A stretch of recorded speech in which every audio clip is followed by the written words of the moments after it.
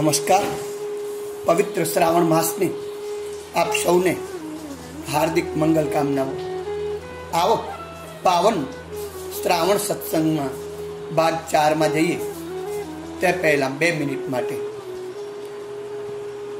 ઓમ ભૂર્ભુવઃ સ્વઃ તત્સવિતુર્વરેણ્યં ભર્ગો દેવસ્ય ધીમહિ ધિયો યો નઃ પ્રચોદયાत्.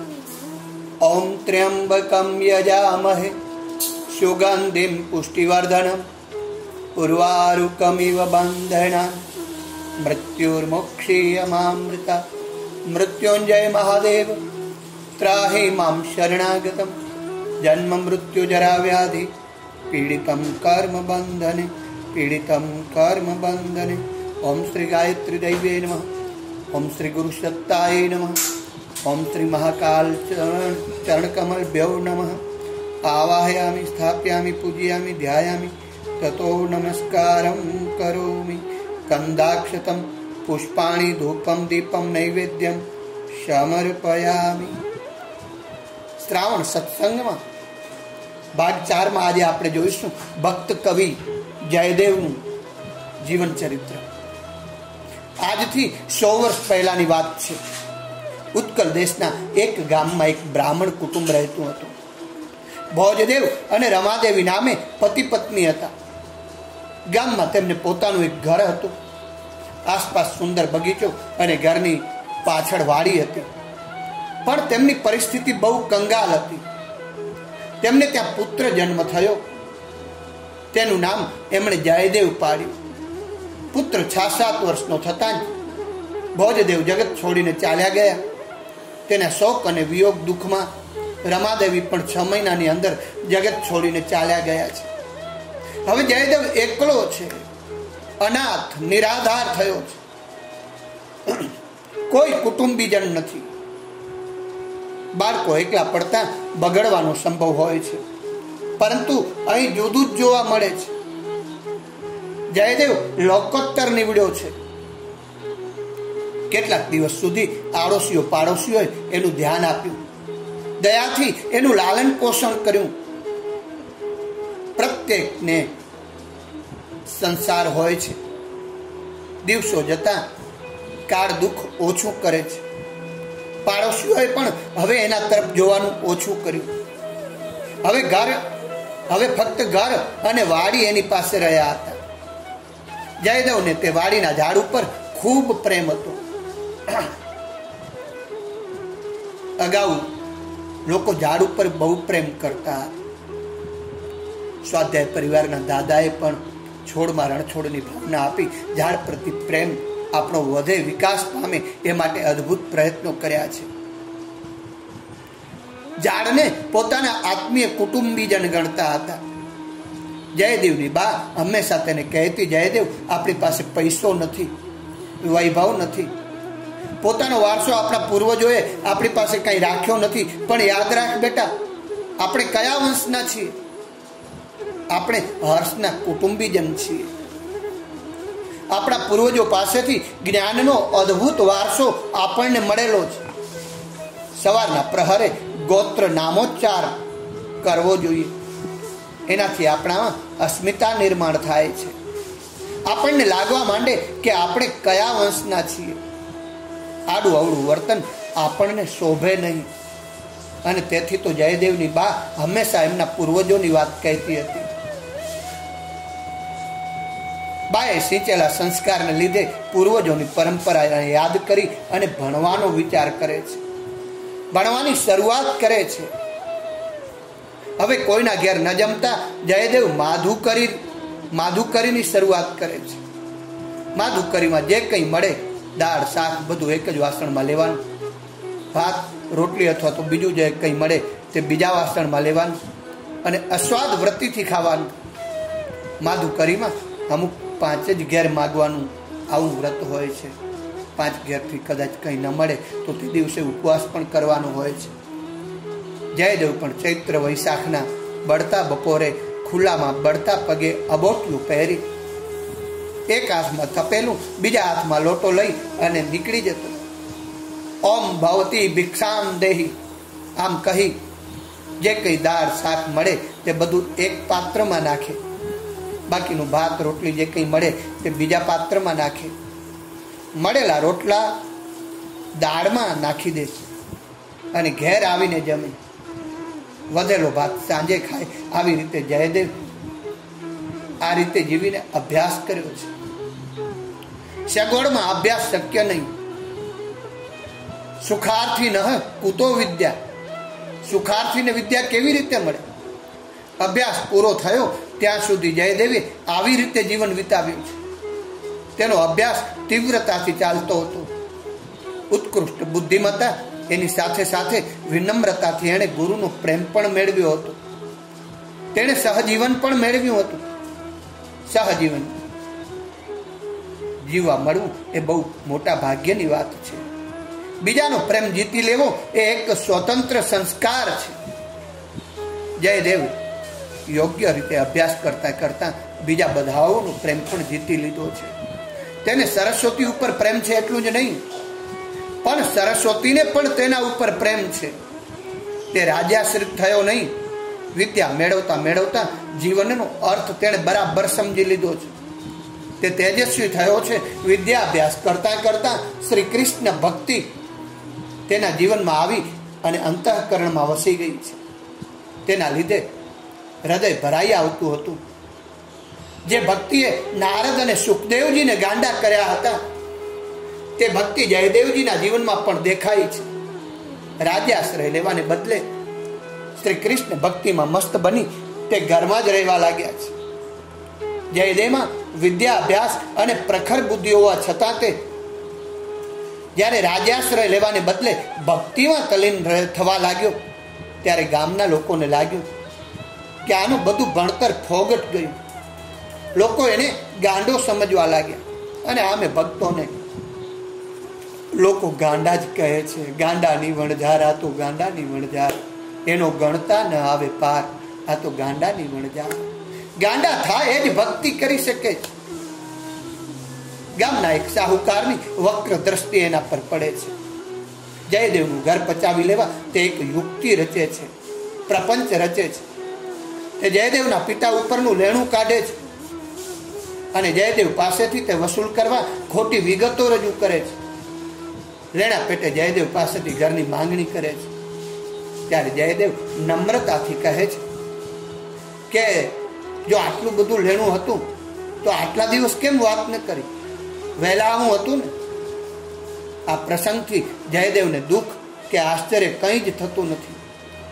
સાહુકાર સહી કરી આપવા માટે જયદેવની આગળ કાગળ ધરી આપે છે, કાગળ ધરે છે. જયદેવ સહી કરવા જાય છે અને જ્યાં સહી કરવા જાય એટલામાં તો સાહુકારના ઘરને આગ લાગે છે. લોકો આવીને ખબર આપે છે કુદરતથી ખોટું સહન થતું નથી.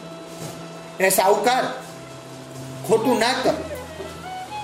લોકોની સાહુકાર પ્રત્યે સહાનુભૂતિ નથી, પરંતુ તે વખતે પણ જયદેવ જાતે દોડે છે અને પાણીથી સાહુકારના ઘરની આગને બુઝાવે છે.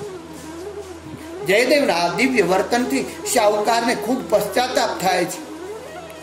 સાહુકાર જયદેવના પગ પકડે છે અને કાગળ ફાડી નાખે છે. પરંતુ જયદેવને લાગે છે કે આમાં પણ કંઈક ઈશ્વરી સંકેત છે કે હવે મારે ઘરમાં બંધાઈને ન રહેતા ઘર છોડવું જોઈએ. આમ વિચારી તે ઘર છોડી અને જગન્નાથપુરી તરફ પ્રયાણ કરે છે. રસ્તામાં ચાલતા ચાલતા શ્રી કૃષ્ણ ભક્તિના વિચારો ચાલે છે. બપોરનો સમય હતો. ખૂબ તાપ લાગે છે અને શ્રી કૃષ્ણ ભક્તિના વિચારો સાથે ચાલતા ચાલતા અદ્ભુત આમ આનંદમાં જાય છે, મોજમાં જાય છે. અને કીધું પણ છે, ધરતી ઉપર ધપતો જા ગીત ગગન ના ગા, ભક્તિ રસથી ભીંજાઈને ભીનો ભીનો થા, ભગવદ કાર્ય છવાઈ જાતું દૈવી દિલનો બાગ બનીને વિકૃતિનો નાશ કરવા જાગ હવે તું આગ બનીને, નાનો તો એ અંશ ઈશનો એવી શરતો ના, ધરતી ઉપર ધપતો જા ગીત ગગન ના ગા, જગ પહોંચ્યું છે વિનાશ આરે, સમય કહે છે જાગીશ ક્યારે, ભવાટવી ભટકે અંધારે, દીપક થઈ તું જલીશ ક્યારે, લાખો જીવન નાવને કાજે દીવા દાંડી થા, ધરતી ઉપર ધપતો જા ગીત ગગન ના ગા, વારસ વેદ તણો તું સાચો તો એ કાનિસ તેજ જણાતો, જગત ગુરુ યોગેશ્વર સંગે તારે ખૂબ નજીકનો નાતો, લક્ષ્ય બનાવી પ્રભુ કાર્ય તું અર્જુન અનુગામી થા, ધરતી ઉપર ધપતો જા ગીત ગગન ના ગા, ભક્તિ રસથી ભીંજાય ને ભીનો ભીનો થા, તું ભીનો ભીનો થા. આમ ધરતી ઉપર ધપતો જાય છે, રસ્તામાં કૃષ્ણ ભક્તિના વિચારો ચાલે છે. બપોરનો સમય હતો, ખૂબ તાપ લાગે છે. થાકેલો જયદેવ એક ઝાડની નીચે વિસામો કરવા બેસે છે. ત્યાં તેને ખૂબ પાણીની તરસ લાગે છે. પ્રખર તાપમાં તેને પાણી ન મળતા મૂર્છા આવી જાય છે. આ વખતે ખુદ જગદીશ સાક્ષાત પોતાના ભક્તને માટે દોડતા આવે છે અને જયદેવને પાણી પાય છે. સાક્ષાત જગદંબાના હાથેથી અમૃત સમાન પાણી પીતા જ જયદેવ ઉઠે છે અને ઉઠતા જ કંઈક જુદી જ મસ્તી અનુભવે છે. હૃદયમાં ભાવ અને ભક્તિ તો હતા જ, એમાં હવે આ માનું ધાવણ મળ્યું અને અનેરો આનંદ અનુભવે છે. સ્ફૂર્તિ મળી છે. આંખ ખોલીને જુએ છે તો જગન્નાથપુરીના રસ્તાના બદલે પોતાને ગોકુલના રસ્તા ઉપર જુએ છે. તેને યમુનાનો કિનારો જોવા મળ્યો. કદંબ વૃક્ષ, કાળા મેઘો, ડોક્યું કરતી વીજળી, વરસાદ પડી રહ્યો છે તેવી સંધ્યા તેને દેખાય છે. આ સમય શ્રી રાધા કૃષ્ણને નંદના ઘરે પહોંચાડવા જાય છે. આ ચિત્ર તેની નજર સામે આવે છે, આંખ સામે આવે છે. અહીં તેના હૃદયમાંથી કાવ્ય સ્ફુર્યું છે. તેનું નામ ગીત ગોવિંદ. આ ગીત ગોવિંદમાં રસિકતા અને ભક્તિનો અદ્ભુત મેળાપ છે. રાધા શ્રી કૃષ્ણને નંદજીના ઘરે પહોંચાડવા જાય છે. ત્યાંથી કાવ્યની શરૂઆત થાય છે. ભક્ત હૃદયને જ આ સમજાય તેવું છે. કાં તો અલૌકિક બુદ્ધિ પ્રભા હોય તેને સમજાય. હીરાની પરીક્ષા ઝવેરી જ કરી શકે છે. રસિક ભક્તનું આ દિવ્ય કાવ્ય છે. આ અમર કાવ્ય ભક્તોના અંતઃકરણને હલાવે છે. એટલું જ નહીં, મુગ્ધ પણ કરે છે. જયદેવ આ ગીત ગોવિંદ ગાય છે. જીવન અપરિગ્રહી થતું જતું હતું. તે જ્ઞાની ભક્ત હતો, તેજસ્વી હતો, તેથી રડતો નથી. તે એક ઝાડ નીચે બેસી રહે છે અને કૃષ્ણ ભક્તિના ગીતો ગાતો હોય છે. હવે જયદેવનું ગીત ગોવિંદ કાવ્ય લોકો ઘેર ઘેર ગાવા લાગ્યા છે. રાજાના કાને આ વાત જાય છે.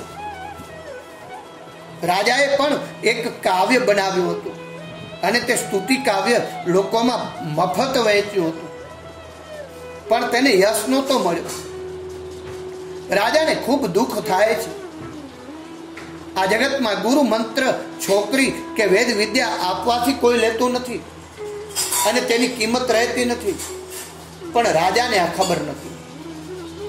રાજા હવે જગન્નાથ મંદિરમાં જઈ ભગવાનને નમ્રતાથી કહે છે, હે ભગવાન, એકને એક પ્રેરણા અને બીજાને બીજી કેમ? હે જગન્નાથ, તારી નજરે તો બધા સરખા છે.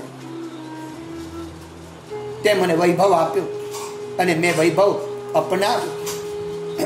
આ કઈ મારો અપરાધ નથી, છતાં મારા કાવ્યને યશ કેમ નથી મળતું? ત્યારે જગન્નાથ ખુલાસો કરે છે કે હે રાજા, તારા કાવ્યમાં અહંકાર ટપકે છે, અભિમાન ટપકે છે. આ સ્તુતિ કાવ્ય મેં બનાવ્યું છે એવો તને અહંકાર છે. જયદેવ મારું કાવ્ય એમ કહેતો નથી, તેને બિલકુલ અભિમાન નથી, માટે તું જયદેવ પાસે જા. આમ કહી જગન્નાથે આશીર્વાદ આપ્યા છે. ત્યારબાદ રાજા જયદેવ પાસે આવે છે. જયદેવ કહે છે, રાજા, કાવ્ય મારું પણ નથી અને તમારું પણ નથી, કેવળ આમાં તો વેદના વિચારો છે, ભગવદ વિચારો છે. જયદેવનું આવું કહેવું સાંભળી તેના કાવ્યની ખરી કિંમત રાજા સમજે છે. જયદેવને નમસ્કાર કરીને કહે છે કે આ તમારું કાવ્ય પ્રાસાદિક છે. ત્યારબાદ જગન્નાથજીના આશીર્વાદથી રાજાના કાવ્યના 24 શ્લોકો ગીત ગોવિંદમાં ઉમેરવામાં આવ્યા છે. હવે જયદેવ જેવા અનન્ય ભક્તની આજીવિકા ચલાવવાની જવાબદારી પ્રભુની પોતાની હતી. કારણ જયદેવને તો કોઈ સગું વાલું હતું નહીં, તેથી તેને પરણે કોણ અને તેને પરણાવે કોણ? તે ગામમાં એક બ્રાહ્મણ કન્યા હતી, પદ્માવતી એનું નામ. તે કોઈને પણ પરણતી ન હતી. તે હંમેશા કહેતી હતી કે મારે ખાવો પીવો અને મજા કરો એવી પશુવૃત્તિ વાળા જોડે સંસાર કરવો છે. મને પણ બુદ્ધિ છે, મન છે. ભગવાન મારા લાયક વર મોકલશે ને ત્યારે જ હું પરણીશ, આવો નિર્ણય મનમાં કરી લીધો હતો. આ બ્રાહ્મણ કન્યાના પિતાને રાત્રે સ્વપ્ન આવ્યું. એમાં ભગવાને પદ્માવતીને જયદેવ જોડે પરણવાની આજ્ઞા કરી છે. સવાર થતા બ્રાહ્મણે જયદેવ પાસે જઈ અને પોતાની વાત કરી. જયદેવ પણ પ્રભુની આજ્ઞા સમજી પદ્માવતીનો સ્વીકાર કરે છે. અંદરથી ખેંચાણ થયું તેથી તેની જોડે પરણે છે. પદ્માવતી પણ સંસ્કારી છે. તેણે રાધા માધવની મૂર્તિ લીધી છે અને બંને જણ રાધા માધવની ઉપાસના કરતા કરતા જીવન જીવવા લાગ્યા છે. દિવસો સુખથી વ્યતીત થતા હતા. પદ્માવતી પણ દેખાવડી, સુંદર, સદગુણી, સુશીલ અને મધુર વાણી બોલવા વાળી હતી. તેણે પોતાનું સમગ્ર જીવન પતિ જોડે ભેળવી નાખ્યું છે. પતિના સુખમાં સુખે રહેવા લાગી છે. જીવન ભેળવી નાખવું ને એ પણ એક કળા છે. એમાં પતિના ઈચ્છામાં જીવન ભેળવી દેવું એક અદ્ભુત કળા છે. જયદેવનું જીવન કૃષ્ણ ભક્તિથી રંગીન બન્યું હતું. તેથી તેને જ્ઞાન પ્રસારનો વિચાર આવે છે. પોતે બહાર નીકળી પડે છે, ગામડે ગામડે ફરે છે. ભક્તિ, સાત્વિકતા, સદગુણો, નીતિ આ બધું લોકોને સમજાવે છે. આ રીતે ફરતા ફરતા એક ગામમાં એક સાહુકારને ત્યાં ઉતરે છે. થોડા દિવસ ત્યાં રોકાયા પછી જયદેવને પોતાનું ઘર યાદ આવે છે. તેથી ઘરે જવા તૈયાર થાય છે. આ વખતે સાહુકાર એને થોડું ધન ગુરુ દક્ષિણા તરીકે આપે છે અને કહે છે કે તમે મારા ગુરુ થાઓ. જયદેવ કહે છે ગુરુ કરવાનો હોતો નથી, ગુરુ આપોઆપ થઈ જાય છે. સાહુકાર કહે મારું ઘર પાવન કર્યું છે તો મારી ગુરુ દક્ષિણાનો તો સ્વીકાર કરો. જયદેવ કહે છે હું ગુરુ નથી તો ગુરુ દક્ષિણા કેવી રીતે લઈ શકું? સાહુકાર કહે છે આ દક્ષિણા તમારા પત્ની માટે છે, તેથી તમે તેને પહોંચાડજો. જયદેવ ધન લઈને જાય છે. રસ્તામાં તેમને ચોરોનો ભેટો થાય છે. ચોરો તેમને લૂંટી લે છે અને એક કૂવામાં નાખી દે છે. અહીં જયદેવ કૂવામાં બેઠા બેઠા રાધા માધવનો જાપ કરે છે. થોડા સમય પછી ગૌડ દેશના રાજા લક્ષ્મણ સેન તે રસ્તેથી પસાર થાય છે. તેમણે રાધા માધવના નામનો અવાજ આવે છે. રાજા કુવા પાસે જઈને જાતે તપાસ કરે છે તો જયદેવને અંદર જુએ છે. રાજા જયદેવને બહાર કાઢે છે, નામઠામ પૂછે છે અને રાજા તેને પગે લાગે છે. જયદેવનો ભેટો થતા રાજાને ખૂબ આનંદ થાય છે અને તેને પોતાના રાજ્યમાં આવવા લઈ જાય છે. રાજા લક્ષ્મણ સેનને તો એમ લાગે છે કે જાણે સાક્ષાત ભગવાન મળ્યા હોય. જયદેવને રાજા સાહેબ પોતાના દરબારમાં રહેવા માટે કહે છે, પરંતુ જયદેવ ના પાડે છે. કારણ જયદેવ કોઈનો નોકર, ગુલામ કે આશ્રિત નથી. રાજા એમને સલાહકાર તરીકે રહેવા કહે છે. રાજ્યમાં જ્ઞાન, પ્રેમ તેજસ્વીતા વધારવા તેમજ ભગવત કાર્ય કરવા માટે જયદેવ તૈયાર થઈ જાય છે. રાજા લક્ષ્મણ સેને પણ જયદેવની ઈચ્છા મુજબ રાજ્ય વ્યવસ્થા કરી છે. આખા રાજ્યને એમણે દૈવી બનાવ્યું છે. પદ્માવતીને પણ જયદેવે હવે અહીંયા બોલાવી લીધી છે. પ્રજાના જીવનનો દ્રષ્ટિકોણ પોતાના કર્તવ્યોથી બદલી નાખ્યો છે. ઘેરે ઘેરે ઈશ્વર ભક્તિના દિવ્ય વિચારો પહોંચાડી, પવિત્ર વિચારો પહોંચાડી, પાવિત્રતા અને માંગલ્ય વધારી દીધા છે. એક વખત ગૌડ દેશમાં દુકાળ પડ્યો. પ્રજા આનો વગર તરફડવા લાગી. જયદેવ રાજાને અન્ન ક્ષેત્ર ખોલવા માટે સલાહ આપે છે. રાજાને બહુ આનંદ થાય છે અને અન્ન ક્ષેત્ર ખોલી પ્રજામાં તેની જાહેરાત કરે છે. હવે આ દિવસોમાં ચોરો બ્રાહ્મણનો વેશ લઈ અને આ અન્ન ક્ષેત્ર ઉપર આવે છે. ચોરો જયદેવને જોઈ અને ડરી જાય છે અને ભાગવા માંડે છે. જયદેવ તેમને પકડી અને મંગાવે છે અને તેમને ખૂબ ધન આપી, સત્કાર આપી બ્રાહ્મણ રૂપે આવેલા ચોરોને વિદાય આપે છે. આ એ જ ચોરો હતા જેમણે જયદેવને કૂવામાં નાખી અને લૂંટી લીધા હતા. પણ તેમને વ્યવસ્થિત પહોંચાડવા માટે જયદેવ એ ચોરોની સાથે સિપાહી આપે છે. રસ્તામાં સિપાહીઓ આ લોકોને પૂછે છે કે તમારો અને જયદેવનો સંબંધ શું છે? ત્યારે ચોરો ખોટું કહે છે, ખોટું બોલે છે. અમારા ગામમાં તે નોકરી કરતો હતો, એણે ખૂબ પૈસા ખાધા અને લોકો એને મારવા તૈયાર થયા, એટલે અમે એને બચાવીને જંગલમાં છોડી ગયા હતા. આવી વિપરીત વાતો કુદરતથી સહન ન થઈ અને ધરતી ફાટી ગઈ અને ચારે ચોરો એમાં સમાઈ ગયા છે. સિપાહીઓ આ ચમત્કાર જોઈ અને આશ્ચર્યચકિત થઈ ગયા છે. આંખો ફાટી ગઈ છે સિપાહીની. રાજા પાસે આવી અને બધી વાત કરી છે. રાજાએ જયદેવને પૂછતા જયદેવે બધી હકીકત અર્થથી ઇતિ સુધી સંભળાવી છે. જયદેવની આવી અપકાર ઉપર ઉપકાર કરવાની વૃત્તિ જોઈ રાજાની જયદેવ પ્રત્યેની ભક્તિ ઘણી વધી ગઈ છે.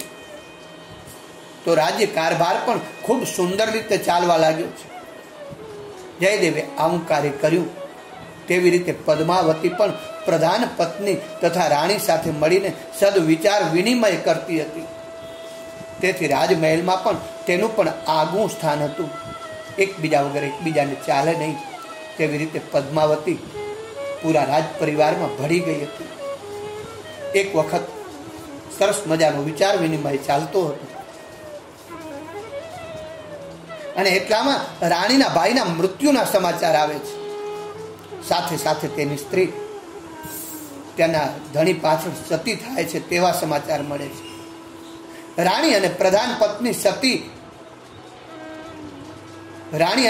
પત્ની આ સતી સ્ત્રીનું વર્ણન કરવા લાગ્યા, પરંતુ પદ્માવતી આ પ્રસંગે મૌન જાળવે છે.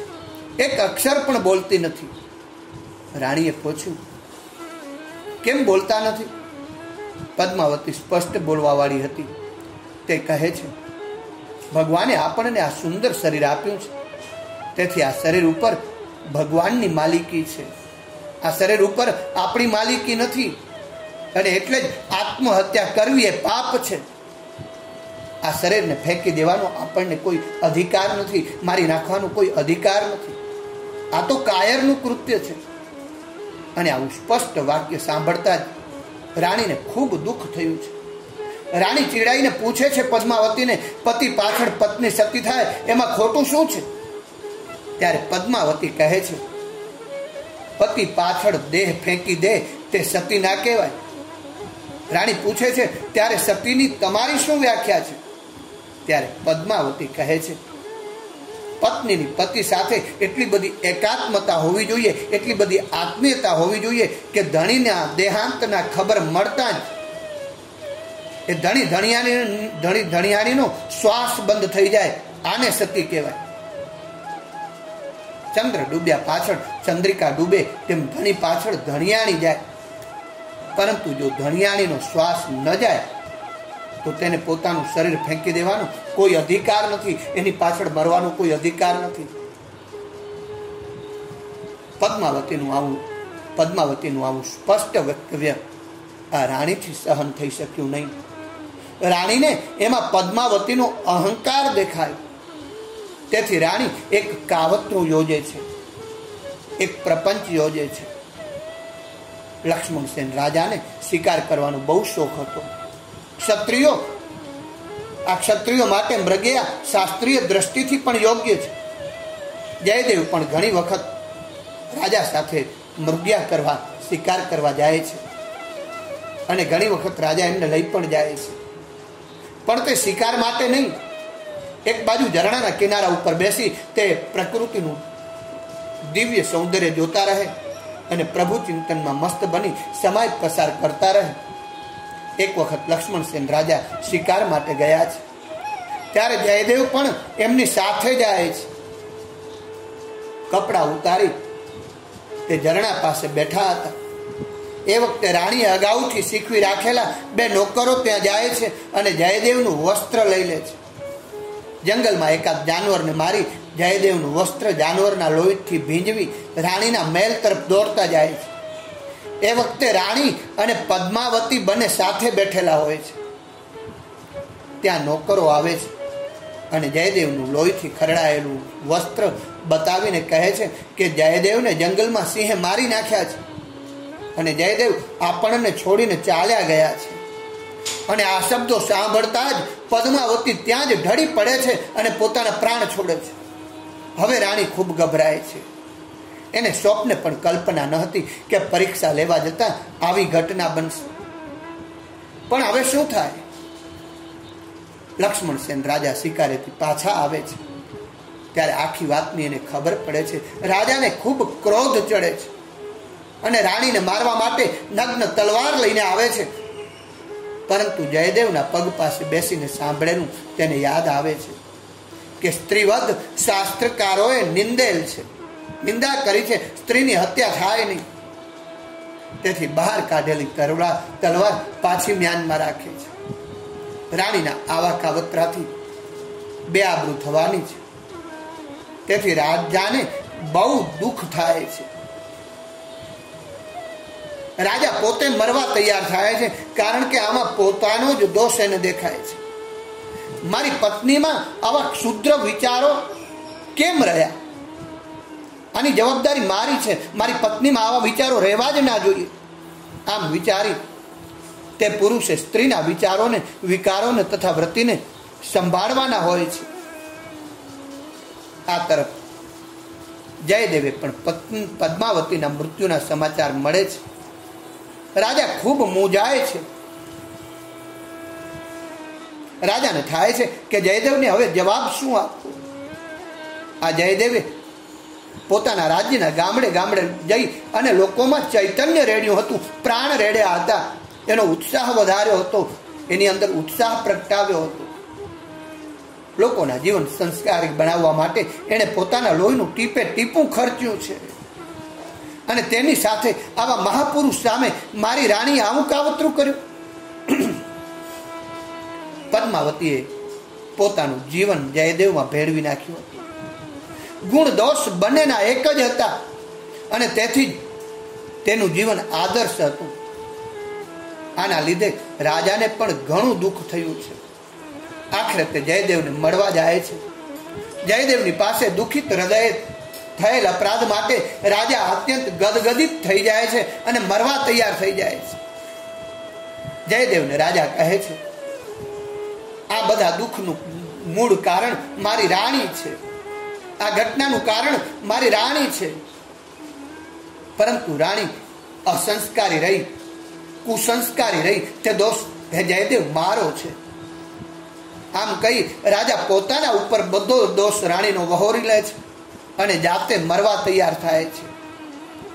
આ ગુના માટે પોતાનું મૃત્યુ જ તેને યોગ્ય પ્રાયશ્ચિત લાગ્યું છે. જયદેવને રાજા કહે છે, હે જયદેવ, મને મારું પ્રાયશ્ચિત કરવા દો, મને મરવા દો.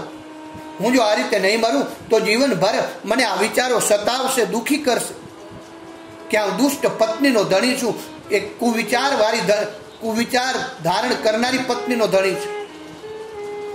મારી સ્ત્રી પાપી બની એની જવાબદારી મારી છે. મારી પત્નીની ભૂલ તે મારી જ ભૂલ છે. આમ અંતઃકરણ ખોલી અને પોતાનું દુઃખ રાજા જયદેવને કહે છે. જયદેવને પણ ખૂબ દુઃખ થાય છે. એમને લાગ્યું કે જે થવાનું હતું તે તો થઈ ગયું. આમાં પણ ઈશ્વરીય સંકેત હશે.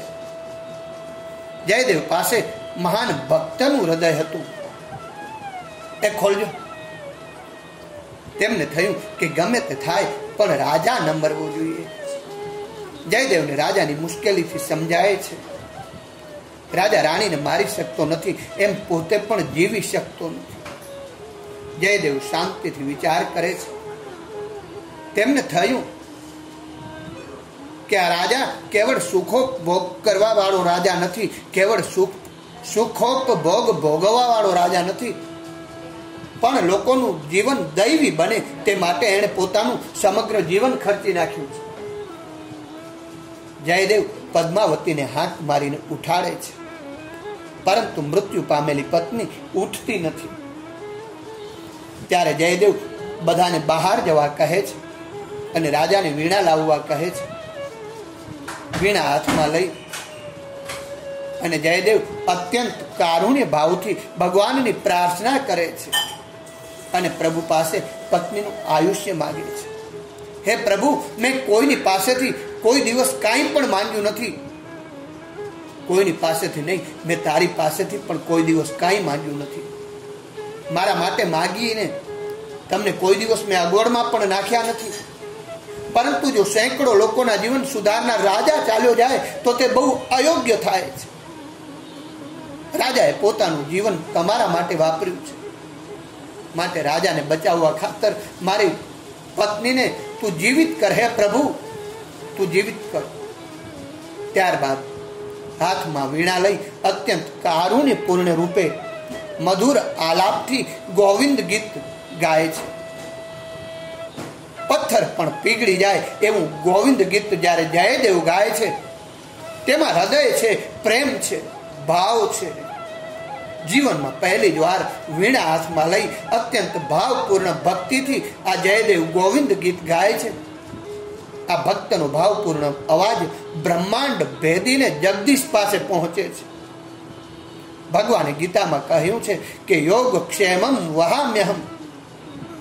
આ યોગક્ષેમ એટલે રોટલો નહીં, પરંતુ પ્રભુ કાર્ય કરનાર ભક્ત માટે કુદરતના નિયમો તોડીને પણ ભગવાન આવે છે. તેનું નામ યોગ ક્ષેમમ વહામ્યહમ કહ્યું છે. નિયતિના નિયમો તોડીને પણ પ્રભુ પદ્માવતીના શરીરમાં પ્રાણ રેડ્યા છે. જયદેવે ગાયેલા ગોવિંદ ગીતના છેલ્લા શબ્દો, છેલ્લો શ્લોક સાંભળી અને પદ્માવતી આળસ મરડીને બેઠી થાય છે. મૃત્યુ પામેલી પદ્માવતીના શરીરમાં ફરીથી પ્રાણ આવ્યા છે. મારી પત્નીને જીવિત કર. આ જયદેવના શબ્દોની જગદીશ ઉપર પણ અસર થઈ છે. ભક્તના શબ્દનું ભગવાન પાસે સદા વજન રહે છે. માટે કઈ બન્યા પહેલા ભક્ત બનજો. ભક્ત માને ભગવાનથી વિભક્ત ન બને તે. આ પ્રસંગથી લોકોને ખૂબ આનંદ થયો છે. રાજાએ જયદેવના પગ પકડ્યા છે. રાજા કહે, હે જયદેવ, તમારા રૂપે ભગવાન મારા રાજ્યમાં રહ્યા છે. તમે અસામાન્ય છો. પદ્માવતી જયદેવ સાથે જાય છે. લોકો તેમનો સત્કાર કરવા ચાહે છે, પણ તેમને આ વાત ગમતી નથી. સત્કારની તેમને પડી નથી. જયદેવ તલ્લીન થઈ પ્રભુનું નામ લેતા લેતા નદી કિનારે જાય છે. જયદેવે જન્મીને જગત સુધાર્યું છે એવું જીવન જીવ્યા છે. જેમ સ્વાધ્યાય પરિવારના એ ભાવગીતમાં કહ્યું છે, તને આપે આલિંગન ભગવાન, એવું જીવન તું જીવજે યુવાન. સુખ મળે દુઃખ મળે હિંમત નહારજે, નિષ્ઠા અભંગ તારી કર્તવ્ય રાખજે, તારી બુદ્ધિ બને ના ગુલામ, એવું જીવન તું જીવજે યુવાન. નાટક સિનેમામાં નાચતો ને કૂદતો, પોતાનો તાલ ભૂલી પરતાલે નાચતો, અરે થાય નાટક તારા પર નિર્માણ, એવું જીવન તું જીવજે યુવાન. રંગ તું ઉડાડ ભલે એનો વિરોધ નથી, જીવન રંગીન બને ભક્તિના રંગથી, થાય હૈયામાં રમમાણ રામ, એવું જીવન તું જીવજે યુવાન. આમ જયદેવે જન્મીને જગત સુધાર્યું છે. પ્રભુ આલિંગન આપે એવું જીવન જીવ્યા છે. પરંતુ આ પ્રસંગથી જયદેવના અંતઃકરણમાં આનંદ નથી, કારણ કે તેમને લાગે છે કે મેં પ્રભુ પાસે માંગ્યું નથી, તેથી હું હલકો થયો છું. તેથી તે નદી કિનારે ચાલ્યા જાય છે. ગીત ગોવિંદ લોકોત્તર કાવ્ય છે. જયદેવનું જીવન લોકોત્તર છે.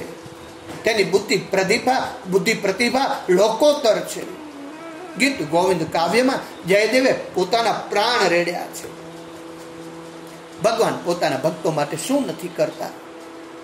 કુદરતના નિયમો તોડીને પણ ભક્તનો શબ્દ સાચો ઠરે છે. જયદેવ માટે ભગવાન આજ ઘેલા બન્યા છે. જયદેવને ગોવિંદ મળ્યા અને આપણને બધાને આ જયદેવ થકી ગીત ગોવિંદ મળ્યું છે. આવી લોકોત્તર વ્યક્તિ આપણા ભારત દેશમાં જન્મી, તે આપણા માટે ગૌરવ લઈ પ્રભુ કાર્યમાં ફરીને તૈયાર થવું જોઈએ.